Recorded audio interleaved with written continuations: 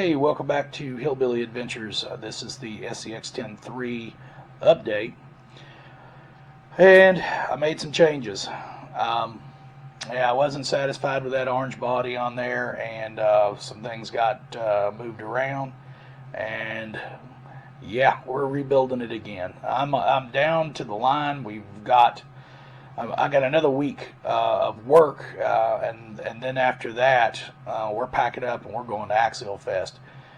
So I've got to get this stuff done, and I still got 4 trucks that need to be completed so that I can get it, on the way, loaded up and on the RV to go. So anyway, I'm going to show you where we're at so far. And I'm just going to toss something together. So this right here, you guys have watched me put this body on my Scx10 and I took the body off. This is now the body for my super light. It ain't so super light anymore, but I wanted to run this body on this chassis. So that has changed. So you're saying, well, okay, well, what are we doing with the Scx10 Well, let me show you. It is an absolute madhouse in here. There's the 3 with the original 3 body. That's what I'm going to run.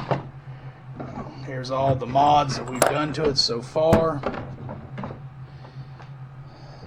I did flip the transmission around so that my drive lines are now straight. In a previous video I said that doesn't bother me. Well, guess what? It bothered me. So now she's straight like she should be. And now you're going to say, well, you're running that motor in reverse. Well, actually, it's a Holmes Hobbies motor, and you can run it either direction, and it's perfectly fine. So, as you can see, my workstation is absolutely effed beyond all recognition. Foobar. And that is because I'm in a mad rush to get everything done. We are down to the line. I've got to work next week, and then after that, the week after that, we're loading the RV and we are on our way to Axialfest. So, I got to get this stuff done, and yeah, it's not going to get done if I don't jump in and get her done. So, I had some issues with wheels with this thing. Gosh, man, drove me crazy. Couldn't find a set of wheels to work on this stupid thing to save my life.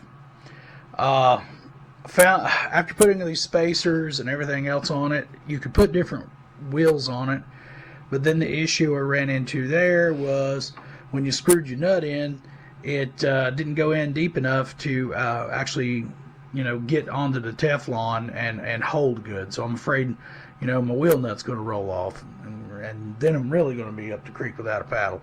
So here's what we're doing. Right, we got these right here, and I looked through my trucks, and my trail finder had a set of Hyraxes on these jokers right here. So that's what we're doing now, is we're going to take these, and the Hyraxes I had, they were little bitty ones. We're not running those. We're going to take these and we're going to mount them on those rims. Then I can put these rims on this truck, and because the way these rims are made, my little spacer here will fit right inside.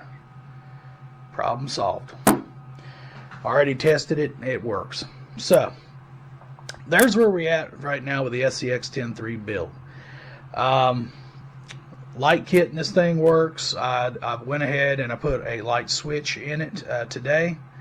On my 3rd channel of my radio, click a button, the lights come on, click it again, it goes back off.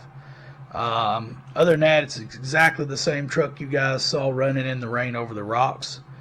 And well, I'm going to throw all this stuff together and we'll give her another test run. I think it's going to turn out a lot better, and this body here is just too nice not to run. So, oh, I also found the mirrors to it. My buddy Paul found from last Axialfest, my missing mirror was actually in the back of his car.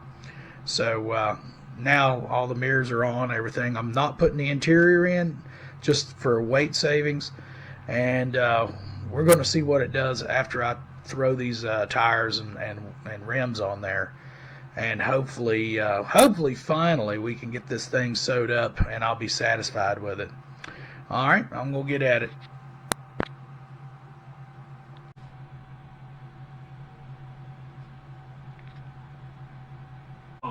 Much of this material. I think that these conservatives should be kicked out of office. Conflict could go on for 10 years. That's a true reality and essentially a true horror.